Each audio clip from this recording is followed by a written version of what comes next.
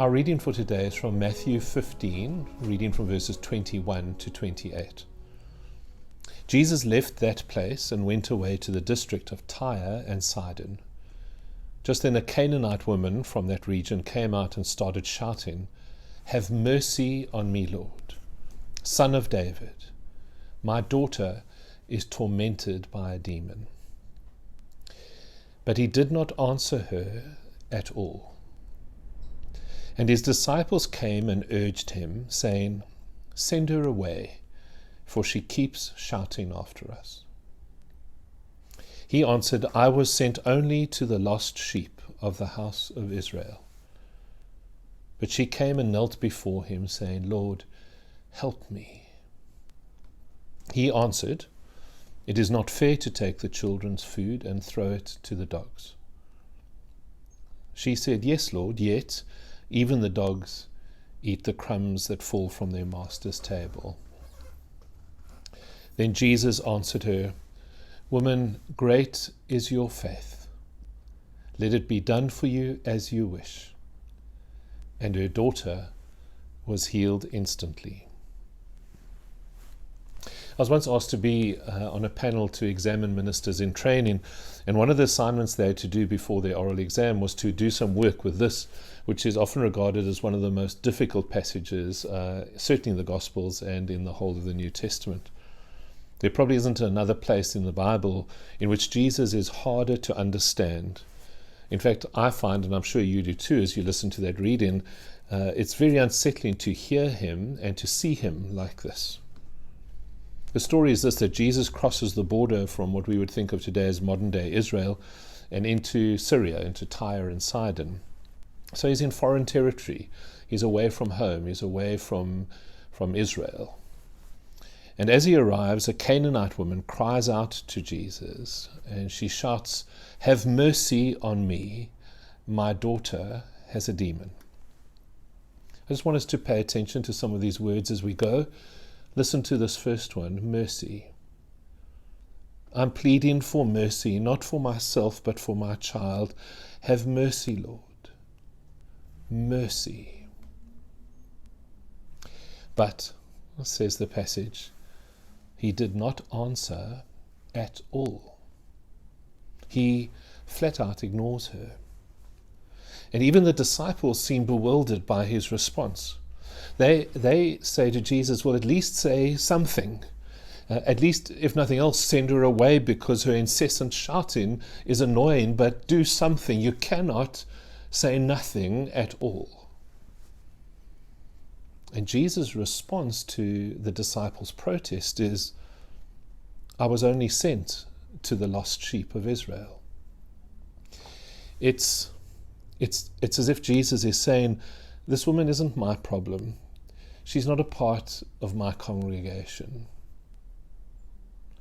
And then it's as if the woman overhears that conversation between Jesus and his disciples, and she comes and kneels before Jesus and says, the word changes a bit now, the word is help. She goes, help me, help me. She's kneeling, she's desperate. Help me. Please, please help me. This is my child. This is my child. Please help me. And to that desperate plea, Jesus says, it is not fair to take the children's food, in other words, that which was intended or belongs to Israel. It's not fair to take the children's food and to throw it to the dogs. And dogs, of course, was a derogatory kind of slang word that was often used by many in Israel to describe Gentiles. And we've got to say, what? I mean, like, what? I mean, who is this man in the story? We know him usually as the one who is instantly moved by compassion. When he sees anyone in need, he jumps, he springs into action. We know he turned loaves and fish into enough food to feed more than 5,000 people just because they might miss supper. He rescues a host from embarrassment when they run out of wine at a wedding and he turns water into wine. He raises a child from the dead. That's the kind of thing he does. He raises children from the dead, so what's wrong with this child? And in fact, there's a story, as you'll know as well, there's a woman who doesn't even get to speak to him. She just reaches out for his clothes, and touching his clothes, she is healed. So who is this man who seems so reluctant to help? Who's this man who says to a pleading mother who's cried for mercy and who has knelt before him and prayed for help? Who's this man who says to her, it's not fair to take the children's food and throw it to the dogs? The woman responds to that comment sharp as a knife. And she says, yes, Lord, yet even the dogs eat the crumbs that fall from the master's table. He's ignored her, it seems. He's dismissed her. He's come this close, or maybe you want to go, he's come this close to insulting her. And yet she keeps on coming. And then, like a great revelation, like the bursting of a balloon, if you like the sudden twist in the tail at the end of a very long story, with sudden and sheer relief, the Jesus that you and I know so well suddenly seems to appear.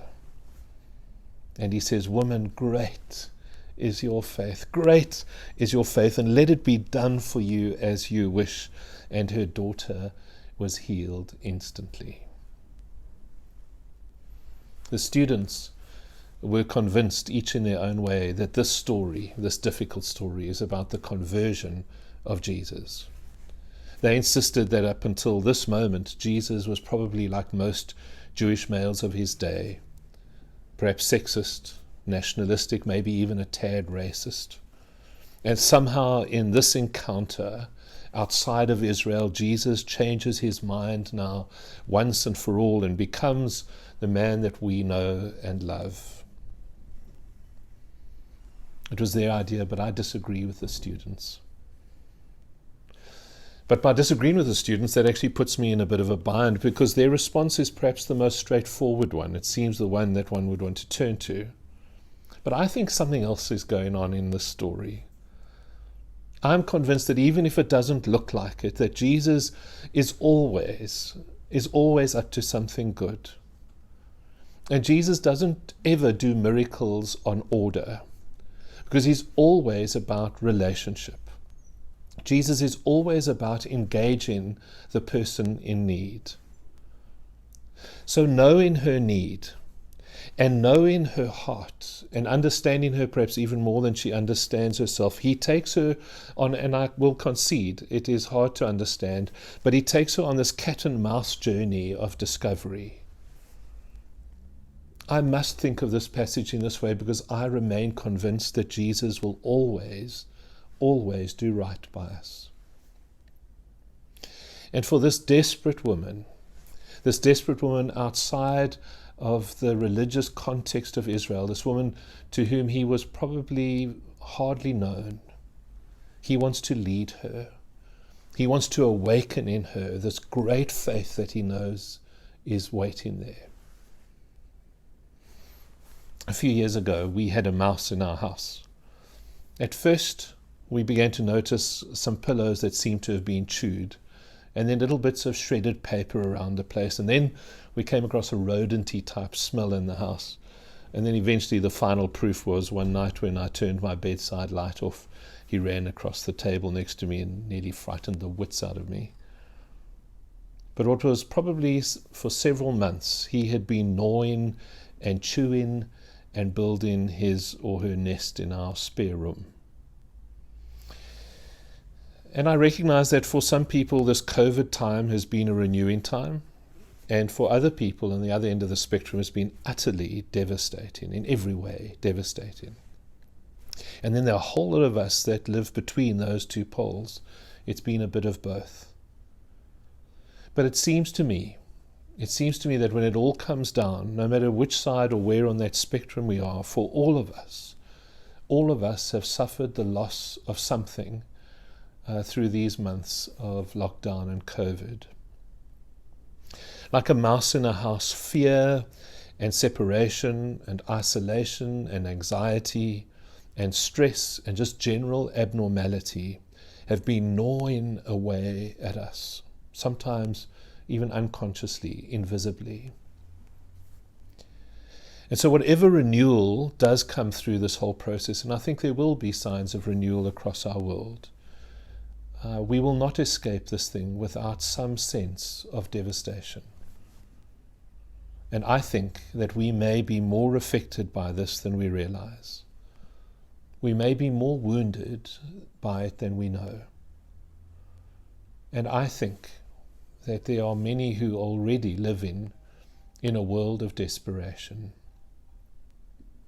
So I want to listen to the work that Jesus does with this woman about whom we can only say that she was, if nothing else, desperate.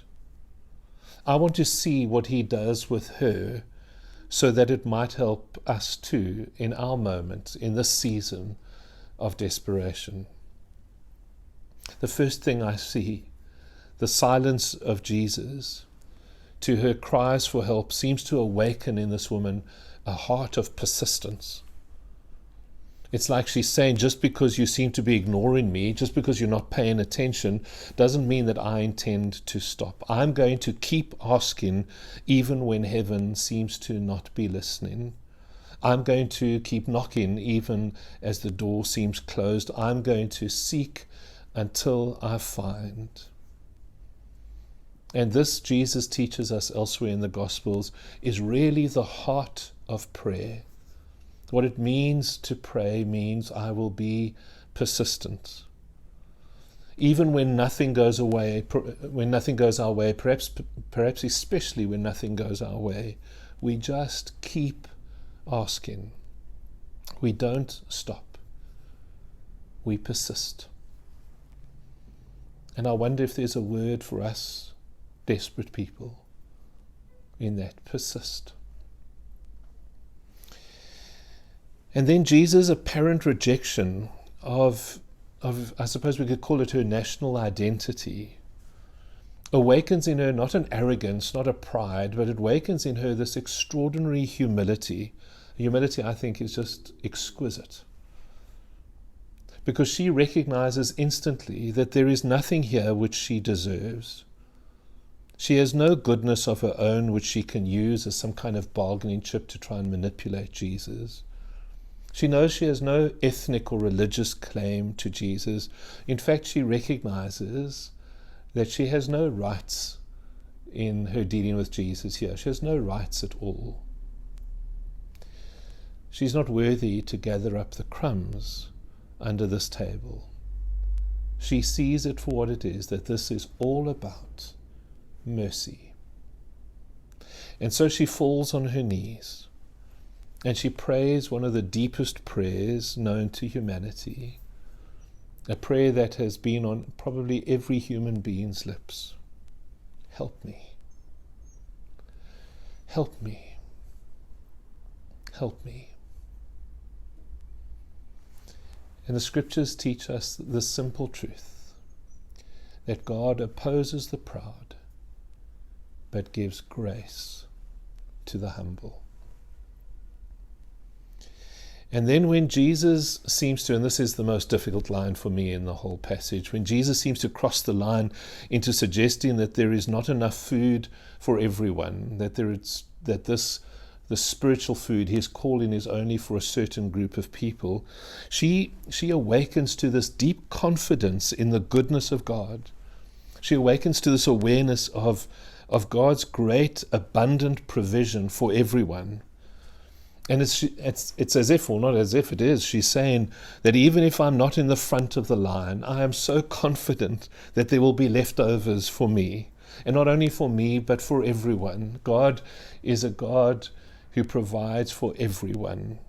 She's got none of this name it and claim it nonsense that we see in some churches. There are no demands for extravagance here from God. It's just a humble confidence that even God's leftovers, if there is such a thing, even God's leftovers will be more than enough for her and more than enough for everyone. And then it's in that moment that Jesus practically jumps out of his skin with delight. Because we're again told in Scripture that it's faith that pleases God. And so in my mind and in my heart as I read this passage, I see Jesus almost jumping up and saying, "Woman, great is your faith. Great is your faith. Great is your faith. And so let it be done for you as you wish." That word means also as you will. Woman, great is your faith. So these are, as we've established often, these are difficult days. These are days in which all of us need faith, and perhaps for some of us it's hard to hold on to faith. And so when I thought of that word from Jesus, great is your faith, I wondered what exactly that meant. What is this woman's great faith? And I think it was that in every way, she just never gave up.